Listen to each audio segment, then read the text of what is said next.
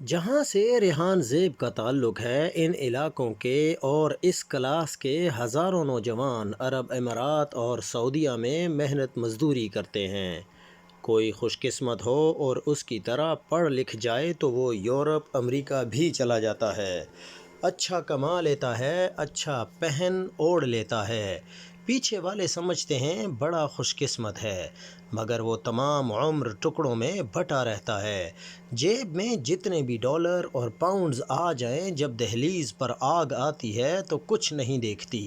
کماؤ بیٹے کے، بوڑھے ماں باپ اور بہن بھائی، پیچھے رہ جانے والے یار دوست اور غریب عزیز رشتہ دار یکساں در بدر ہوتے ہیں، بلا تفریق ٹھوکریں کھاتے ہیں۔ 2 سال قبل جب دہشت گردی کی واپسی کے حوالے سے بات کرنا شروع کی تو اپنی پارٹی کے کچھ رہنماؤں اور خیر خواہوں نے روکنے کی کوشش کی۔ کچھ نے خان صاحب سے بھی اپنے خدشات کا ذکر کیا۔ کوئی بھی انسان ایسے میں سوچ میں پڑ جائے۔ کچھ لمحے کے لیے مجھے بھی یہی خیال آیا کہ کیا میں واقعی بڑا خطرہ مول لے رہا ہوں؟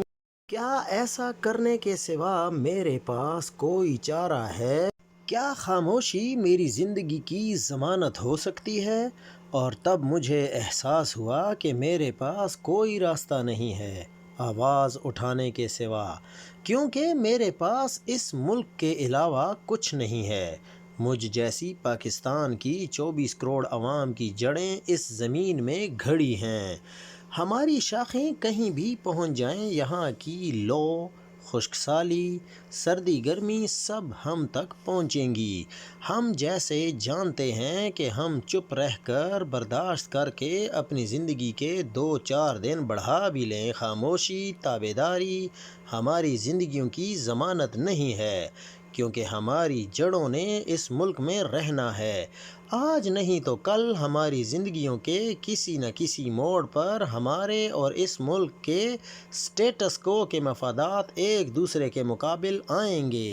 اور اگر ہم آج اجتماعی طور پر اپنا حق تیاگ دیں گے تو کل ایک ایک کر کے ہمیں اس کی قیمت چکانی پڑے گی۔ یقین کریں اور یہ حقیقت تسلیم کریں کہ ہم جیسوں، ریحان زیب جیسوں کے پاس کوئی راستہ نہیں ہے آواز اٹھانے کے سوا۔ اب چاہے اس کی قیمت ہم ایک ایک کر کے ادا کریں یا مل کر ایک بار یہ فیصلہ کر کے کہ ہم مزید جنازے نہیں بلکہ آواز اٹھائیں گے، سب کو سوچنا چاہیے۔